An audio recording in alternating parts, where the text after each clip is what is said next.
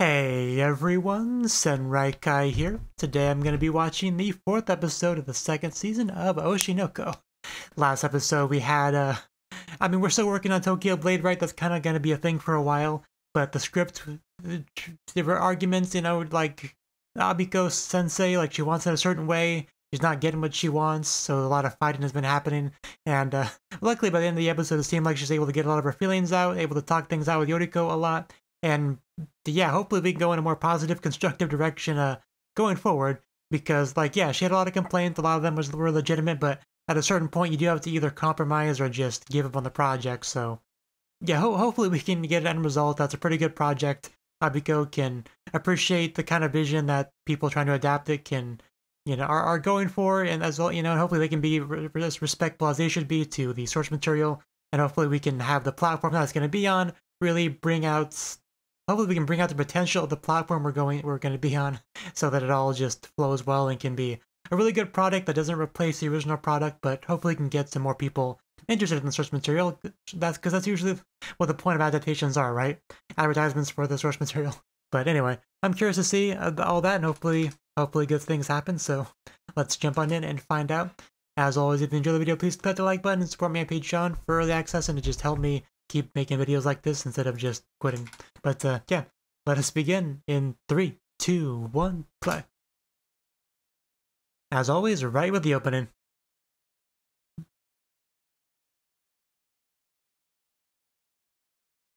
I am really looking forward to like the completed product because hopefully they have like a, if not an entire episode, at least a good chunk of it dedicated to just watching the whole performance.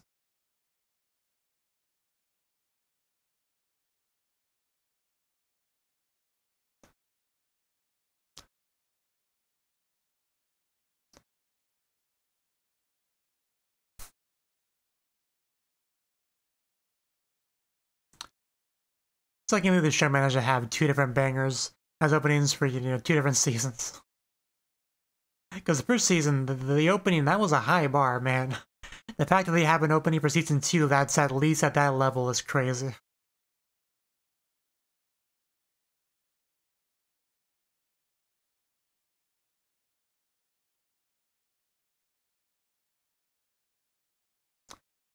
There's a shot. I don't know, just bouncing Ruby gives me life. I don't know what to tell you.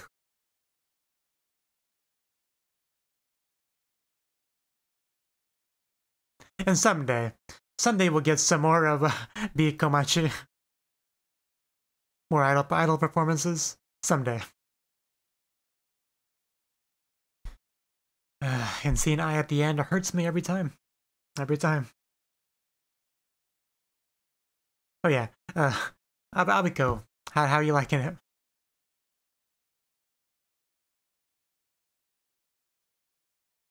It wasn't like ping pong or something that we watched at the place.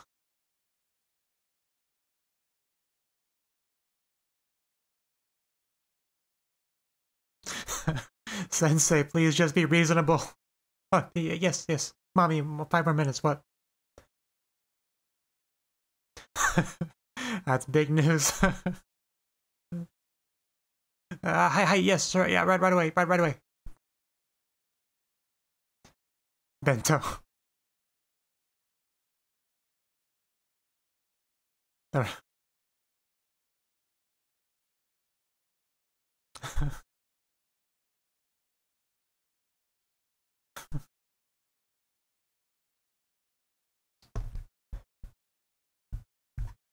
Okay. That's so we're hearing good things.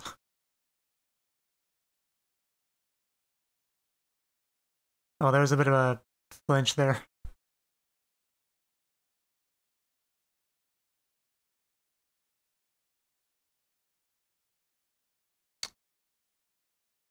I think if fate's fate every time they say right. It's not gonna change.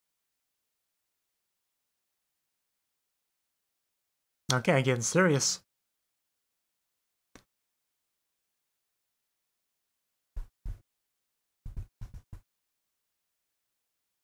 I appreciate the honesty here.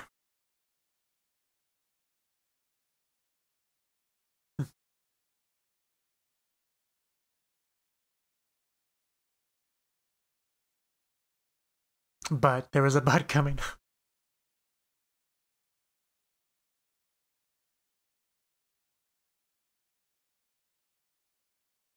Yeah, that's not... That doesn't bother her. At least not right now.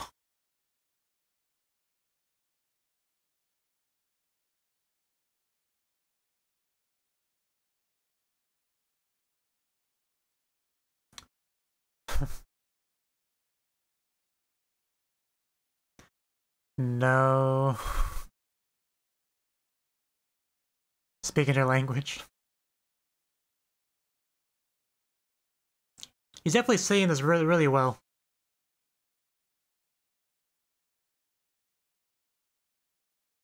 Because it's hard to talk about this without being a little bit condescending.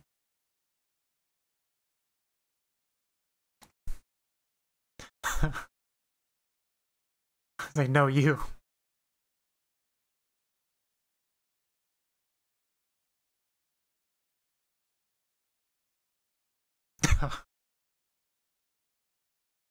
Let's watch the language now.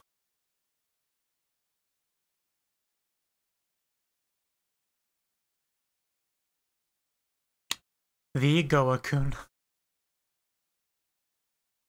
That's what it comes down to. She just has to let go and just trust that he knows what he's doing.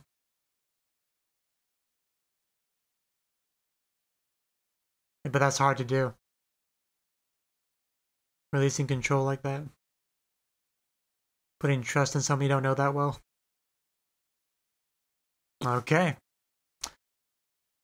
Fingers crossed.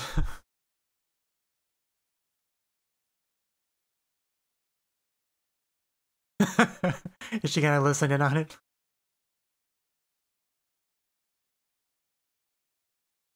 This is good. This is good.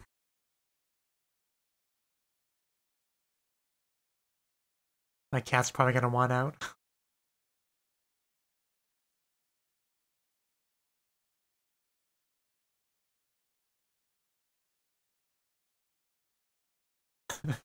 Good old Zoom call.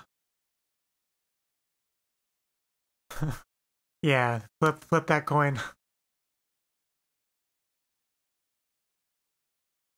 Yeah, there's definitely...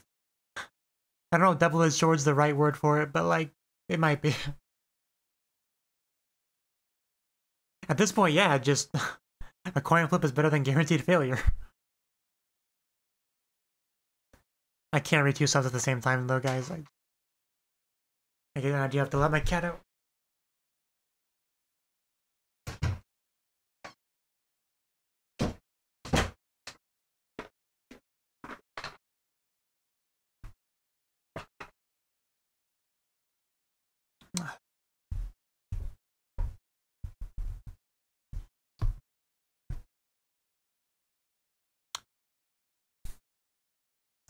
But this is a lot better than just, like, you know, making a script and it goes through half a dozen people or more and then the author gets to look at it.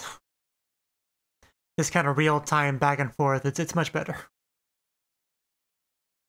What content did you deny this guy? Yeah. This is positive. So far.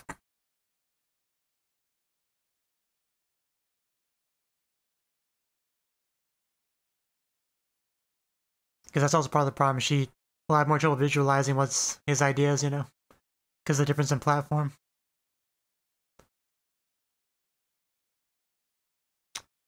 It's an ugly chair, though. I gotta say. I hate it.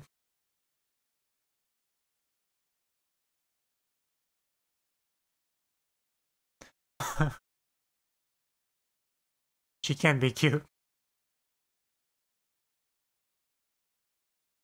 He's got his little laptop. The vibe. Man, you can hardly believe this is the same girl we met a couple episodes ago.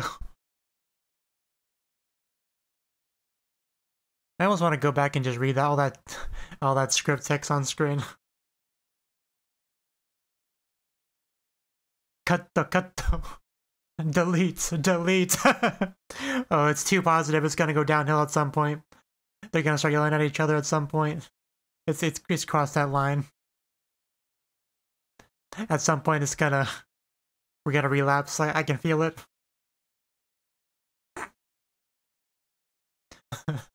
Well, he's upset about something. I don't really understand why. Maybe he'll explain it. What was he being too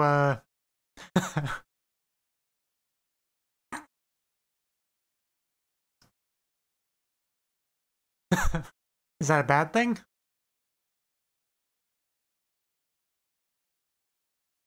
Like, I'm not sure how to interpret the word striking in this context. Like, because clearly things are moving. I guess whether or not it's any good or not, we have to wait and see. But they're having a good time, they're agreeing, like...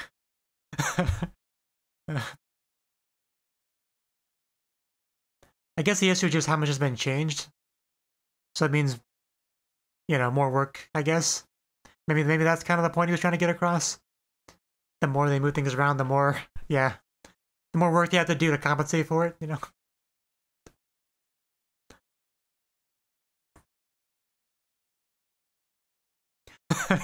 Yeah, she's gonna be happy, because that should be a complaint. You know, Sayahime, the discrepancy between source material and her script and all that. Muzukashii wa yo. I miss you, Kana. You need more lines. Also, she needs more screen time because she's really cute.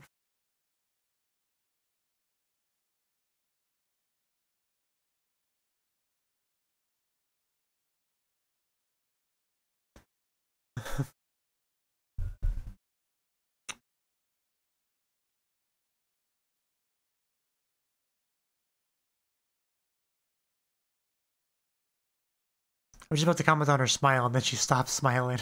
So sad. You're the one that was a bad actor in season 1, so I don't know really what we can expect from you.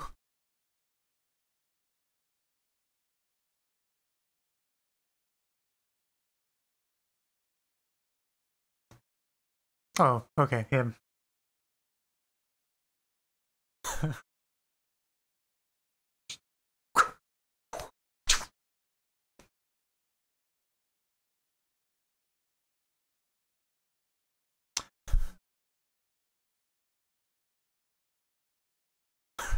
Nice fan, dude. Yakume, that's certainly into him.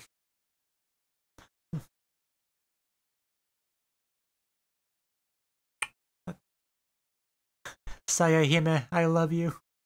Please have my child. He only has so much heart, man. His mother was murdered in front of him as a child. Mother / possible love interest at some point.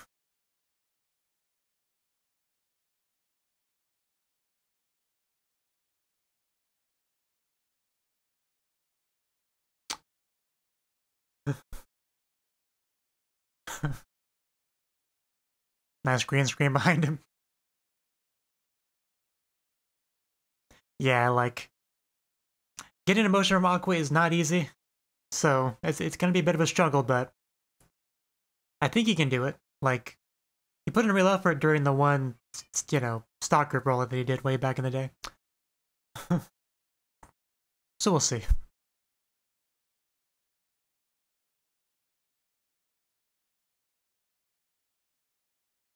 My god, I threw my cat back in. This is so annoying.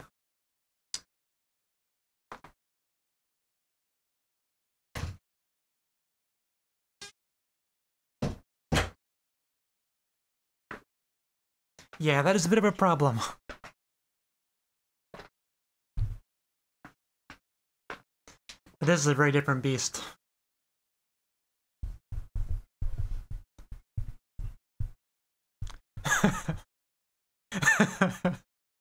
Flexing.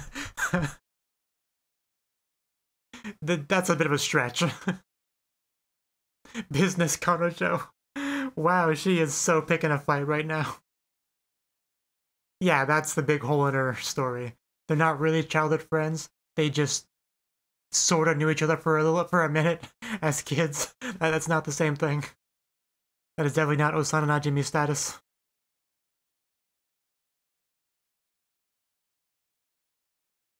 But I do love her just uh, trying to flex on her like that.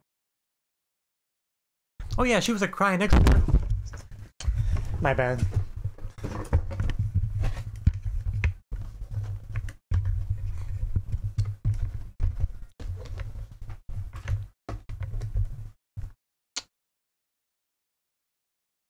Why would you say that? Why would you say that? Like, she probably doesn't know, but like...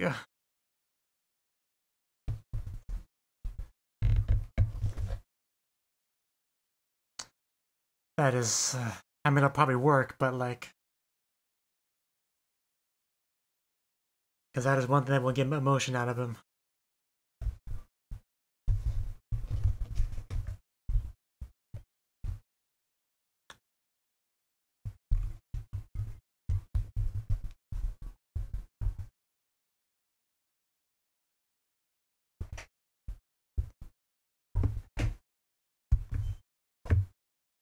I was never happy. Yeah, Memcho and the gang. I mostly just remember Memcho's name. You know, everyone else. Should probably make sure the microphone is actually still working after that fumble. But yeah, it looks like it is.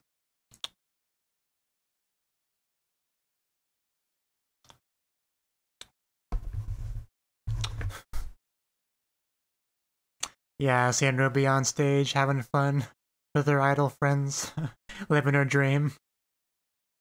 If that doesn't make him happy, I don't know what would. Yeah, there we go. Yeah, scare the crap out of me. I was just about to say, see, there we go. There's a nice smile. Genuine smile. But then this.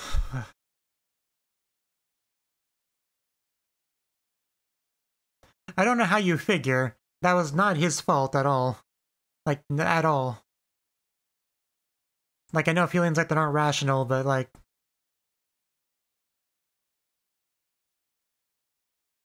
Aqua just has done nothing wrong. He deserves happiness.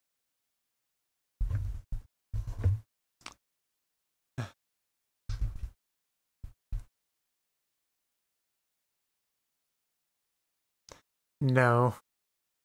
If anyone deserves a drink, it's Aqua, but no. Here's girlfriend, right? Go hold his hair back. As Kana just dual wields in the background.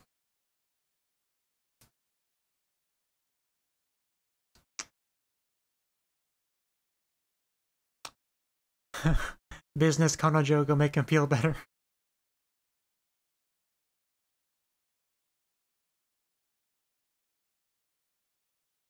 Yeah, most likely.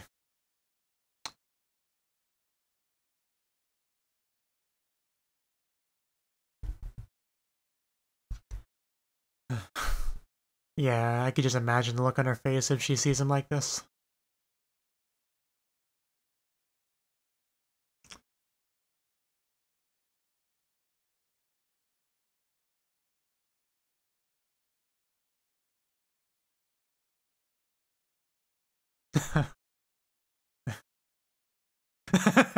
I'm not your daddy, go away. I mean, you kind of are.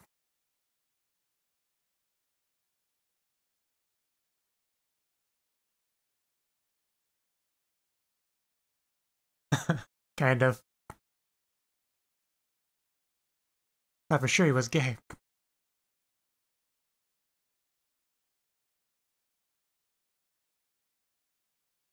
It's a pretty cute reaction, though.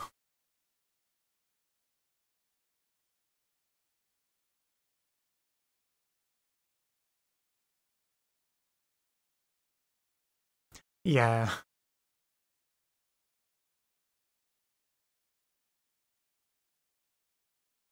I wonder if this will be a chance for her to actually learn a little bit more about Aqua. That would be interesting.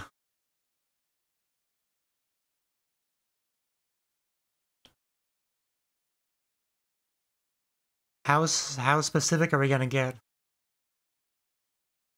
Because goddamn, even just looking at that imagery, that'll get you PTSD.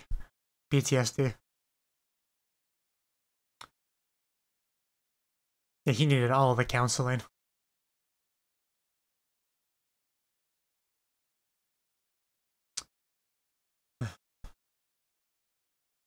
Dude, I couldn't forget that. Like I'm still upset about that. Like legit. Like I rewatched season 1 for this, and I just like I had to kind of skip past that partway through. I couldn't watch it again.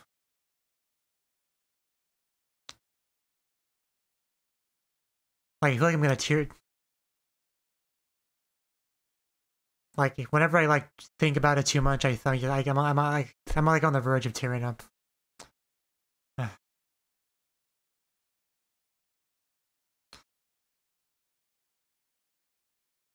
Oh,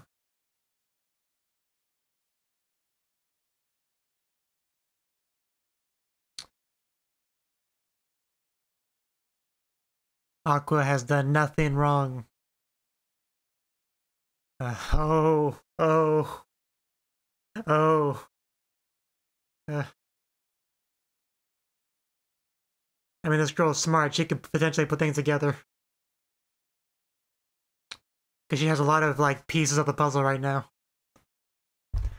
And she's trying to put it together. Like, she might have enough pieces, honestly.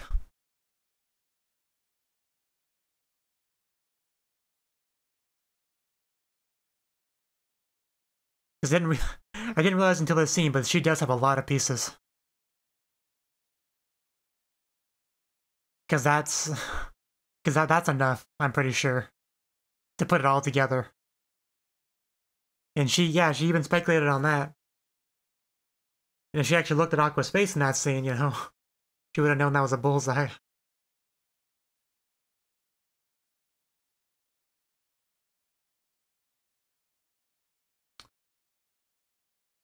She gone?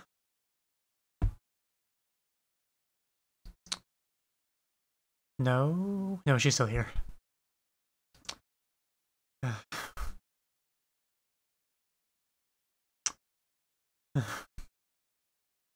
What if it's true?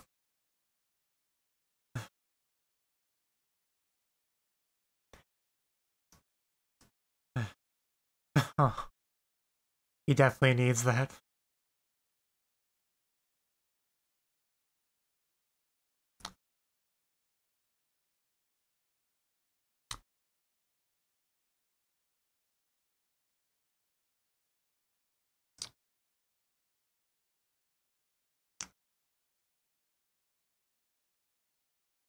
Seta no Hanashi. But man, did she just like really just put the whole thing together there? I mean, that's heavily what they're implying. But that's crazy that we actually have someone that just knows all that. Not everything, of course. I mean, it's basically over. I can just wait until the discussion period to talk about this, but emotional acting.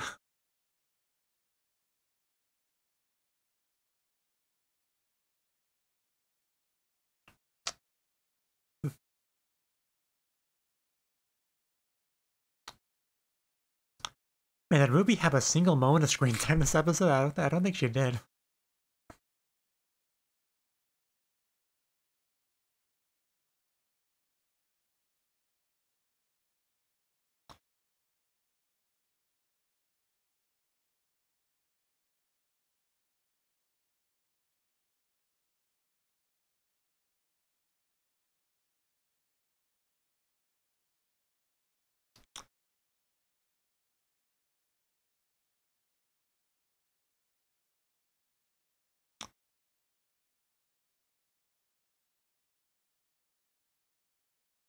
Despite the fact that the entirety is about her. And yet hasn't really been very relevant at all for this entire season.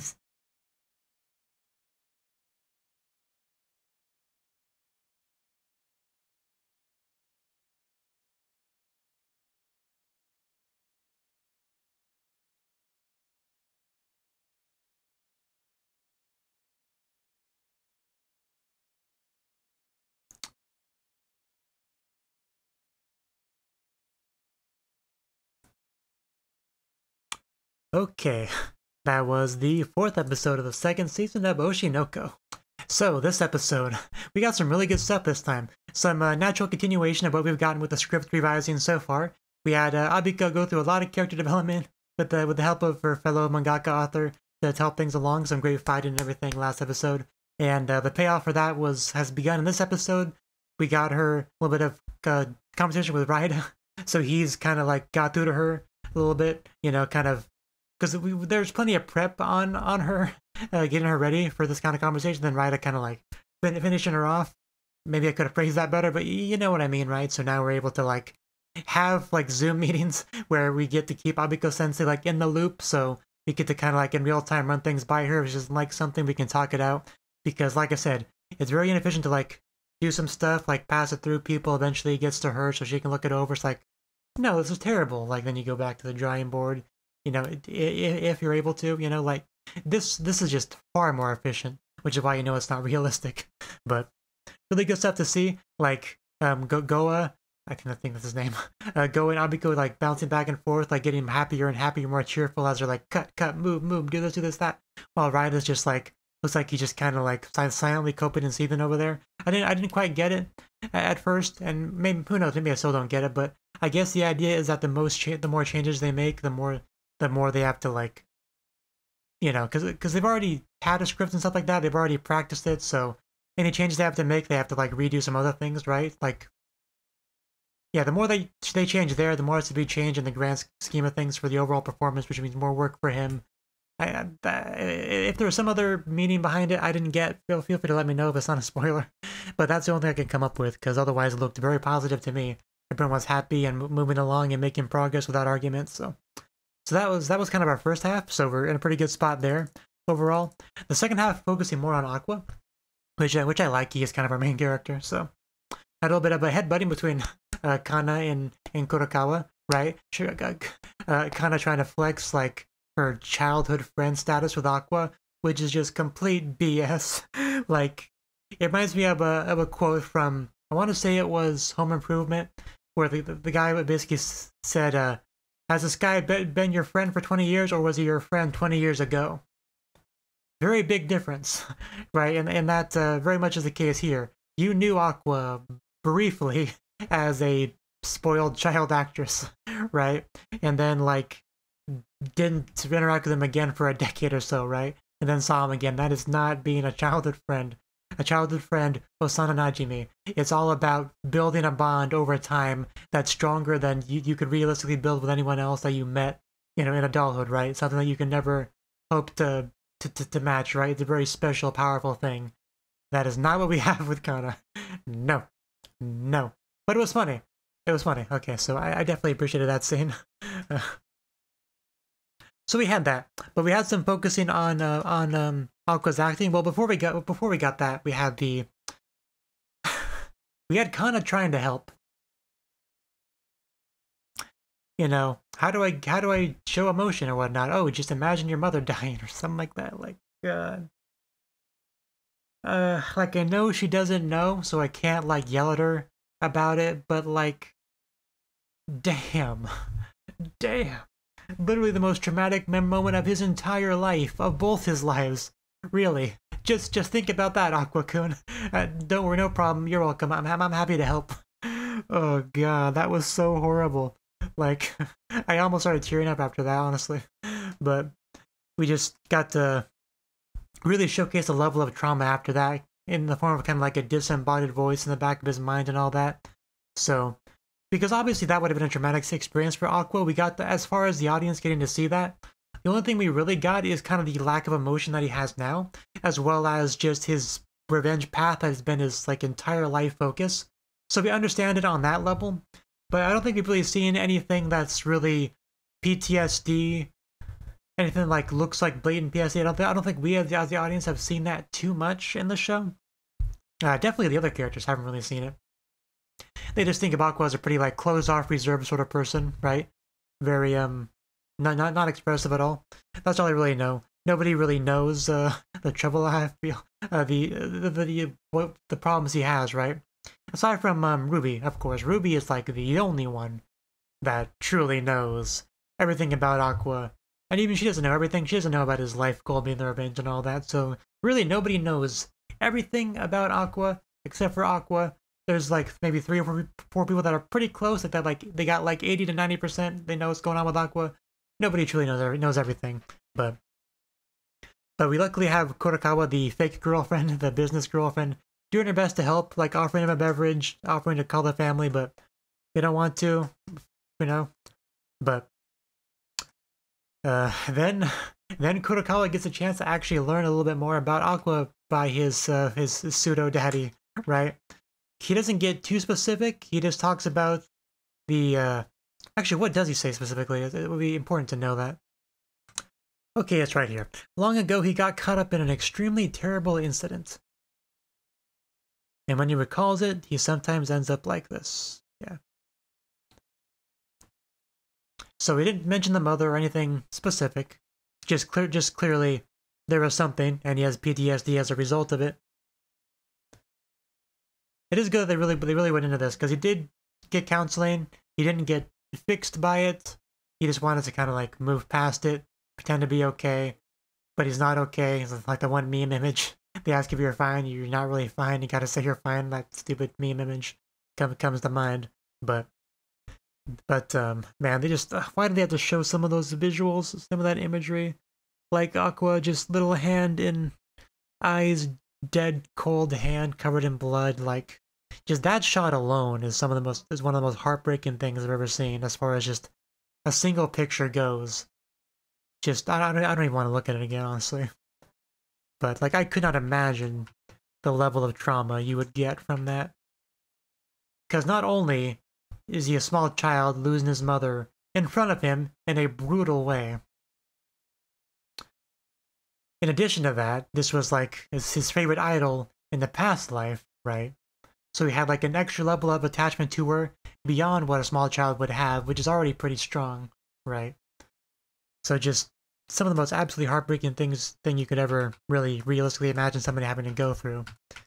But the crazy thing here is the scene where Kurokawa, she takes the puzzle pieces and just starts gluing them together. Like they already foreshadowed this pretty well. Like when she was first imitating Ai, she deep dove into the research, trying to figure her out, trying to what's the word I'm looking for? Psychoanalyze Ai, to try to be able to put on the performance. And I still remember that, man. I still remember when she started acting like Ai, walking into the room. The things I felt during that scene, I don't have words for them, and I've never felt them before or after that. It was just the weirdest thing, but but anyway, getting off track. That was the beginning of it. You know, that we showcased what she can do with puzzle pieces to learn a lot. So she already had a partially complete puzzle from that, right? More than anybody in the show would realistically have. And then she gets another big extra puzzle piece from Daddy over here. And as a result, she looks at all the pieces that she already has scattered about that haven't been connected yet, and just starts putting them together. And by the end of the scene, I think she pretty much has a complete picture, minus the supernatural elements. I think she has a complete picture of what's going on. Whether or not she thinks of it as a theory, which, I mean, if you just go by what she said, she's not sure if it's true or not. She just knows it's a possibility. But how much does she actually believe it to be true? We don't know. We don't know, but still, she knows, like, more than anyone else in the show, aside from Ruby, I guess. She knows, like, she knows Aqua. She knows what he's going through. She knows how hard his life is. She knows, like, she doesn't know about the revenge path that he's on. She doesn't know about the supernatural stuff. But aside from those two things, she pretty much knows it all at this point. And even Ruby, like, she knows about the supernatural stuff, although I think she doesn't even know specifically, like, who reincarnated into Aqua's body, right? Like, I don't think either of them know each other in that regard. I think they just know somebody else was reincarnated. So. And Ruby, of course, doesn't know about the revenge path either, so nobody in the show knows 100% Aqua stuff, but at this point we got a couple people that know almost everything, which is a pretty big deal. It's definitely a big deal that his pretend girlfriend knows that. But yeah, emotional acting, man. Like, yeah, if you want emotional acting on Aqua, that's pretty much how you get it. Make him think about the most traumatic moment of his life. But is it worth it? That's the question. Whew, but I think that's all I really have to say about the episode. Like, things are definitely moving forward. That is, that is for sure. So, but I'll go. You need him some more counseling. Somebody please give this man some more counseling. Just at least 3 or 4 counselors at the same time. Just a gangbang of counselors. That's what he needs. But anyway, thank you for watching, and I hope to see you in the next video. Until then, bye bye.